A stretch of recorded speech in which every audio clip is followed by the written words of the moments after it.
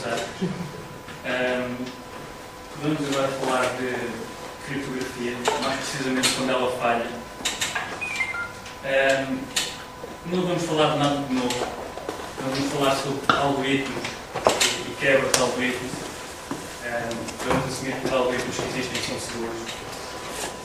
Vamos falar de erros comuns que programadores fazem quando eles próprios tentam implementar a criptografia sozinhos. Vamos mostrar o que é que não se deve fazer. Vou dar alguns exemplos e com sorte podemos aprender alguma coisa dos erros dos outros. Uma das primeiras coisas, quase óbvia, que se deve fazer é não usar algoritmos que ou já foram quebrados ou são obsoletos por uma ou por outra razão. Em alguns casos, o MD5 é provavelmente o que foi mais falado ultimamente por causa das colisões e da criação de certificados falsos a partir de colisões na função MD5. O RSA-512 é quebrável, foi quebrado há 10 anos, aliás há mais de 10 anos. Infelizmente ainda existem alguns certificados de 512 bits por aí. O DS é obsoleto, já foi substituído pelo AES, ninguém devia estar a usar o DS hoje em dia. Depois temos o RC4, que tem uma série de problemas, não vale a pena falar muito mais sobre isso. Um exemplo, eu não sei quantos de vocês é que aqui têm wireless, quase ninguém. Temos o exemplo do site Today, nomeadamente o mail do Today, que se vocês verificarem o certificado, vemos que ainda está a usar um certificado com chaves de 512 bits, válido até 2011, que é uma completa idiotice. Isto é uma coisa que não se deve fazer. Passando à frente. Outra das atividades muito comuns em quase todos os sistemas que exigem algum tipo de segurança é gerar números aleatórios. E isto é feito das maneiras mais criativamente estúpidas que se podem imaginar. Há quem use ramos, há quem use dados óbvios de sistema, tipo tempos e PIDs e pronto, dados do género, que são completamente não aleatórios. E isto geralmente quebra o sistema mais seguro que possa haver em termos algorítmicos. Regra geral, o que se deve fazer é, caso nós se não soubermos gerar números aleatórios convenientemente, mais vale deixar o sistema operativo fazê-lo. Mesmo que o sistema operativo não seja o gerador ótimo de números aleatórios, tanto o def random como o cryptjump random do Windows já foram analisados e existiram algumas falhas menores, mas são muito pequenas comparado com a falha média de quem tenta implementar o seu próprio gerador aleatório. Isto é o exemplo típico do que é que acontece quando se mexe com geradores de números aleatórios. O desastre que foi o SSL do Debian, acho que toda a gente já ouviu falar sobre isto. Simplesmente 2 comentários numa função para evitar o Purify queixar-se, reduziam o espaço de todas as sheets a 32.000. Basicamente podia-se brute forçar todo o tipo de chaves criadas por isto. Outro tipo de falhas extremamente simples. Como é que verificamos se uma hash está correta? Uma verificação simples de integridade. Isto agora espero que seja um bocado interativo. O que é que está errado com isto?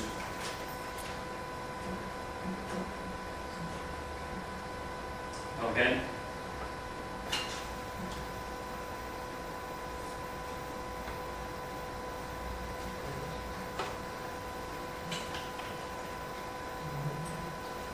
Ok, estamos a usar uma função de strings para comparar bytes. O que é que acontece? Se qualquer uma destas hashes tiver um 0, a comparação vai parar ali. Ou seja, só o primeiro byte, teoricamente, é que precisa de estar correto de uma hash. Todos os outros bytes vão ser ignorados porque estamos a usar uma função de string. Isto pode parecer estúpido, mas o I foi originalmente quebrado desta maneira. As assinaturas digitais do I Existiam umas penas encriptadas já não lembro, acho que era da Corsair, que também tinham este problema de verificar passwords. Iron Key, acho que era isso, exatamente. Portanto, isto pode parecer estúpido, mas isto acontece mais vezes do que nós pensamos. Geralmente, substituir o SDR Endcomp do Memcomp é uma solução aceitável. No entanto, se nós quisermos ir mais além, esta solução também não é completamente segura, porque vamos assumir que estamos a verificar uma assinatura digital RSA. São qualquer coisa com 512 bytes, 496 bits. É longo o suficiente para nós notarmos diferenças no tempo em que demora a verificar. O Memcomp para imediatamente quando descobre um bit que é diferente, certo? Portanto, se o primeiro byte está errado, a função vai correr muito mais depressa do que se for o byte número 500. E nós conseguimos medir suficientemente o tempo, conseguimos chegar à password a partir disto. Isto é uma solução mais ou menos aceitável de como verificar integridades e assinaturas digitais e coisas do género, que é completamente independente do tempo demorado e outros fatores, outros ataques relacionados com timing. Ainda outra maneira de não verificar integridade e assinaturas digitais é deixar o próprio documento dizer qual é o tamanho da hash. Isto foi um bug do protocolo em si, do XMLDC, em que podíamos definir qual era o tamanho da hash. O tamanho zero, as hashes estavam sempre corretas, a verificação era inútil. Ok. Agora vamos passar a ataques ligeiramente mais rebuscados, que são os ataques side channel, que eles não atacam os algoritmos em si. O AES continua a estar seguro, o RSA continua a estar seguro, não foram quebrados. No entanto, estes ataques atacam as implementações. E como é que eles atacam as implementações? Pode ser por timing, como vimos o ataque do Memcomp ali atrás. É um side channel attack. O Memcomp está correto, no entanto conseguimos derivar a informação dele, porque as funções não são caixas negras, não são black boxes. E existem vários métodos de obter informação deste tipo de funções.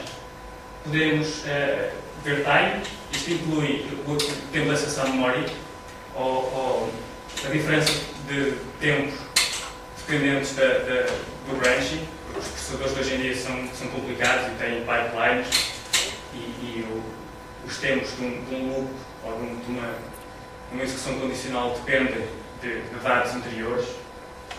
Podemos induzir falhas. Existe um exemplo no RSA que vamos ver a seguir, em que um único bit falhado numa exponenciação inteira consegue nos levar à chave privada. E isto mais no contexto de smart cards, podemos medir a própria potência que o chip requer numa exponenciação ou numa cifração para derivar partes ou a totalidade da chave. Existem outras técnicas. É uma área relativamente grande, não vale a pena estar a falar muito mais sobre isso. Um caso particularmente interessante é o AES. Originalmente, na avaliação de 2000, onde foi tornado standard, o NIST disse que o AES não tinha problemas, não tinha ataques side channel. Eles estavam enganados. As caixas de hoje em dia, temos vários níveis de caixa, ali 1 a 2, agora ao 3. E dado que implementações eficientes do AES exigem tabelas, regra geral na ordem dos 4 capas, podemos explorar as linhas saírem e entrarem na caixa